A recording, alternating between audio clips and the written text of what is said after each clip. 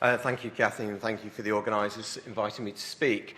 When I was asked to speak about this topic, initially I thought I'd probably give you a talk on understanding the molecular biology of tumours, finding targets, and some examples of how I believe, and I truly believe, that that will actually lead to a better chance of curing children. But when I looked at the programme, I saw that one of my colleagues, David Jones, is going to speak on that and the German experience. So I decided to take a different view, and this is trying, in my experience, to look at this from a parental point of view. What should you do when this unfortunately occurs? So the first thing is, what's the scale of the problem? Well, Patricia's already outlined this. Unfortunately, although we've been doing well, and we've been increasingly doing well due to clinical trials, it still means that 20-25% of children are going to die when they're diagnosed with a paediatric malignancy. Now, in fact, the truth is that for some tumours, that is much more, because some cancers have a very good prognosis, and although we want to decrease the treatment burden, so we still need trials for that purpose, for many cancers, we're actually not curing children, and we need to actually do more. If we look at the data in the UK for which cancers, unfortunately, children are dying from, we can see that brain tumours, high-risk brain tumours, there are many deaths from leukemia, although there is a very good success. Because leukemia is a prevalent disease, there are patients who relapse and die, and neuroblastoma and soft tissue sarcomas. But what we can actually see is that there is no group where actually everybody's being cured. So, of course, we are being faced with this question: what do we do when we have a poor prognostic tumour? And what this is about is that together, hopefully, we've got to make decisions at that time point. So we need information. Ideally, we need choices, and that's something that hopefully we're going to convince today, that we actually need more help in trying to get these choices for people, and we need to make a decision. And of course, there is no such thing as a right or a wrong decision. It's actually a rather grey rather than a white and black. And what we need to do is to consider what we need to know to actually together make these decisions, to actually go from what's an awful time when you've been told that your child has a tumour which has got a poor prognosis, or indeed that your child's tumour has actually reoccurred when you thought that they may have been cured. So we need to actually see how we can work better together to actually provide information, support, advice and guidance, but also equip families and patients on how to actually look to see what their choices really are. So, from my point of view, I was trying to think, well, what is it? So you've been told that your child has a poor prognostic tumour. What do you need to know? Well, of course, you actually need to know what is the outcome. And this may vary now between different subtypes. We're classifying children. So it may be that there is a tumour that generally has a good outcome, but there's a specific subtype, unfortunately, that is doing poorly. And of course, we know that there's a variation. We're basing our data on previous experience, but that doesn't mean that's exactly what's going to happen to the individual.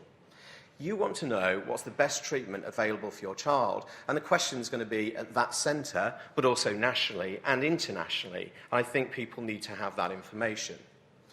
You need to be aware of what's standard or usual treatment and what are the alternatives. It could be that there are a balance of side effects that you may want to discuss in regards to different standards. And of course, in the research session, we want to know about clinical trials. In order to evaluate that, we need to know about the side effects, the risk, and how successful it may or may not be. And I think also, because these are children, we have to think about the burden on them. So the amount of time they're going to spend in hospital, have various investigations done. And also, how are we going to measure the success? Is this going to be via scans? Is it going to be via tests? Is it going to be just with time?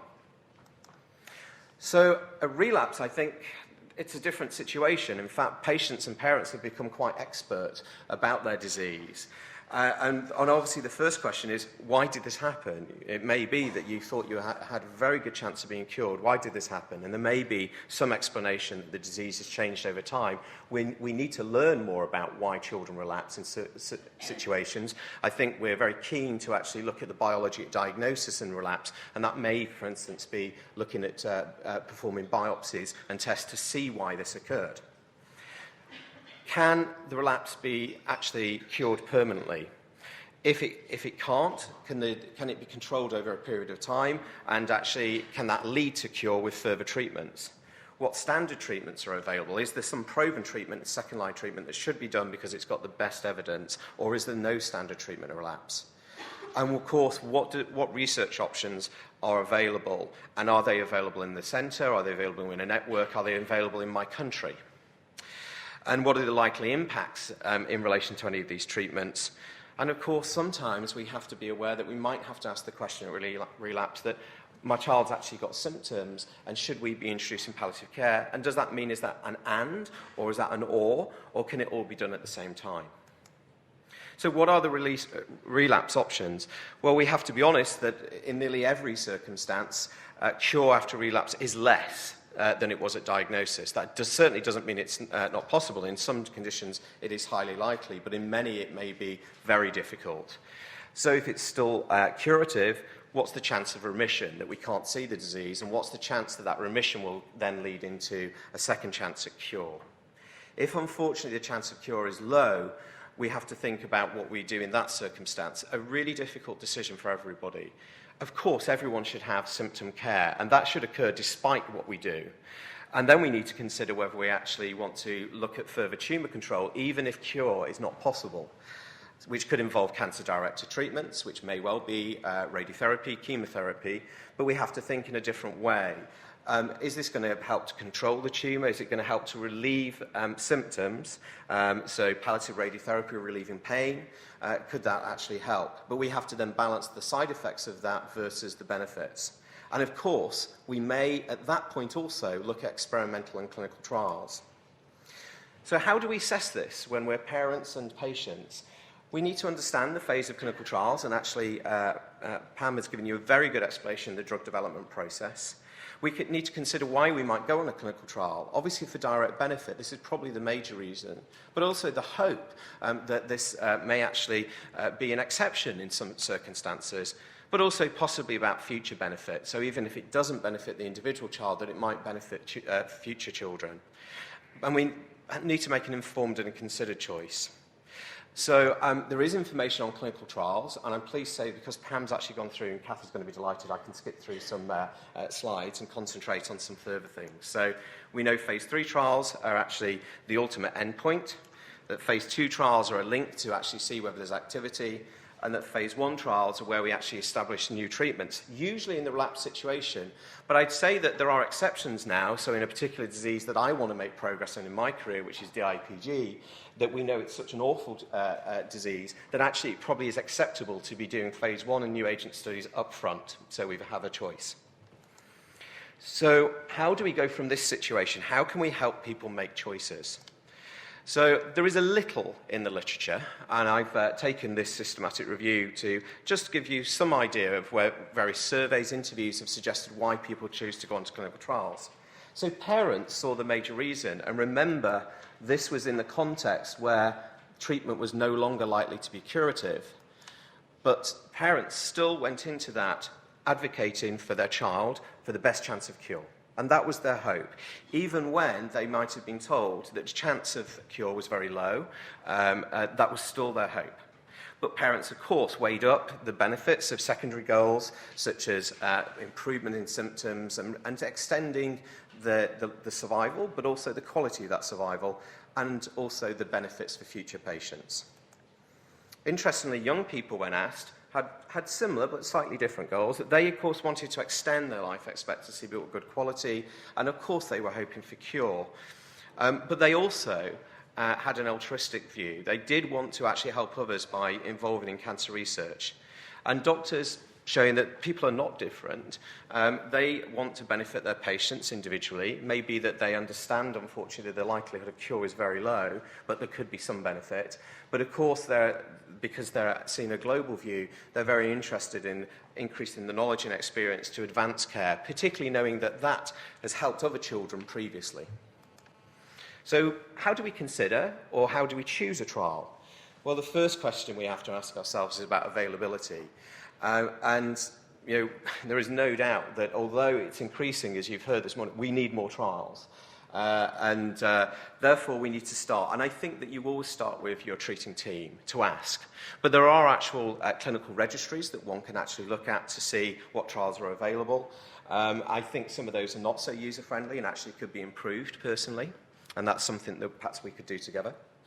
One has to be aware that when you do find a trial, they're quite strict eligibility criteria, and you may not be able to go on it. So you may find a trial which is suitable, but then for one reason or another, unfortunately, the patient can't enter onto that. And then you need to consider the available evidence. And obviously, for a phase 3 trial, we'll have a lot of evidence that's relevant. For a phase 2, quite a lot of information. But for a phase 1, it may be that there isn't a lot of prior information. You may ask the questions, has there been any other paediatric studies? It may be the drug's been studied in another paediatric cancer or indeed in another paediatric disease and has been repurposed, so we know something about the exposure in children. What's the adult experience? Remembering, of course, that it may well be that this drug has been studied in different cancers. However, increasingly we know that those different cancers may exhibit the same genetic mutations that actually are occurring in certain childhood cancers. And if there is strong evidence that it's worked in those mutations, so an example being BRAF mutations in melanoma, which doesn't affect many children, but we're currently running studies in BRAF mutated childhood tumours where we're seeing responses in different types of cancers, there could be some quite strong rationale to help you make a decision. And of course, there'll be laboratory evidence, but remembering that there have been, as we say, many mice cured of cancer in the laboratory, but it's not translated into as many patients. But I think increasingly the evidence from the laboratory is increasingly predicting potential response, particularly with targeted therapies. As well as that, though, you need to consider the burden of treatment. So, of course, when you go into a trial, one has to think about how would this be administered. Is it oral? Is it a tablet that my child can swallow easily? Is it intravenous? Does it mean they have to stay in hospital? The side effects, of course, may be known or unknown because this is experimental. And what's the likelihood and the severity of that? What investigations will be done? It may be that there's very low side effects, but the burden is more from blood tests and from perhaps us wanting to do biopsies to learn more about the biology and various scans that are going to be done. And, of course, the number and the length of visits to travel. All of these have to be considered. So I think it's important that we understand what we're all doing as a group and together in partnership in the factors. And I think that it comes down quite often to trust and communication. So there's no doubt that a lot of these studies suggest that when there's a strong trust, that actually helps. But of course, it's very important that is shown to be valid and that trust is actually shown to be informed. Hope. I actually think all hope is real, I have to say. But of course, it's how you actually judge that. And I think it's important, if you're given the right information, that you balance that hope, that it is realistic. So it leads us on to another question in reality, which is that you may wish to have a second opinion. And actually, in fact, I would say it's very rare now that any treatment decision in the developed world for a child with cancer is taken in isolation by one doctor. There are multidisciplinary teams that will discuss at the important decision points what's the best option. So you get several heads thinking about this. But of course, it may be that you want to go further. And doctors will not, or certainly should not, be offended by you asking for that because they do it themselves on a regular basis. So that may be that there's a direct communication between a treating team and the second opinion. I think that is valuable because actually you can give that information directly and speak with colleagues and make it more knowledgeable. But of course, the families and the patient may want to see a different opinion face-to-face. These days it can be done by email. I just did a Skype consultation in regard to this for somebody very recently. So we can facilitate this. And obviously the outcomes that are hoped for is either to confirm that indeed the treatment that's been suggested is the best option and feel better about that, or to consider if there are other options that are actually valid. So how do we actually help to make better decision making? Well, I actually think, and we are conducting, and I know there's members of the research team in the audience, research in this is actually important itself. And actually, with a grant from the Health Foundation, we've been conducting a study now for 2 years, I think, on decision making for children with high-risk brain tumours. And it's led by my colleague Myra Blueband-Lunger, but it's a whole team that's involved, facing the audience, and some of the actual people who do the real work are also in the audience. And we aim to provide a better understanding of the barriers and opportunities to actually have better shared and informed decision making at all aspects. So we're following these children all the way through at their different decision points. There's two major components. One is that we have expert ethnographers who are actually embedded in the situation. They actually follow from the diagnosis all the way through the pathway and observe the clinical encounters. And actually, We forget they're there, but they're recording everything we say, every interaction, every body movement is sort of analysed. So participant observation, interviews, and going through what's written, what's given information. And the aim is for us to develop recommendations in an evidence-based way to help better decision-making, to help better communication. And we intend to do that when it's completed by workshops and try and provide practical resources. And this sort of research, I think, is equally important to actually help. So what further work could we consider? Because actually one of the unique things about this conference is bringing people together. So bringing parents, bringing different people together. What further things could we do together to actually improve this situation? Well, the first, which Patricia is pioneering, but we want other people, is better access to novel therapies. Because without this, we don't have choice. So it might be fine about making better choices, but we need choice in the first place. The research priorities, I think, are important. It's fine for us to say what the research priorities are, but what really are the research priorities from patients, from the kids, and from their families? I think we want to complete our work on decision-making, and that will be extended. And we need, I think, to try and start to think about how we can inform and provide guidance on when you're assessing clinical trials. When you go on the internet and Google and you look and you see there's a trial here in the States, there's a trial in China, there's a trial in Russia, there's a trial in the UK. How do you evaluate those in a realistic way? And I think actually we haven't done enough to provide people with the tools about that, and that's something I think we could do together. So I think that partnership is the way that we can move forward on this. In addition to the science, I think we have to consider how we are best placed to work as the best advocates together for the children at the different points that they have, whether they have a good prognosis or a poor prognosis. Thank you.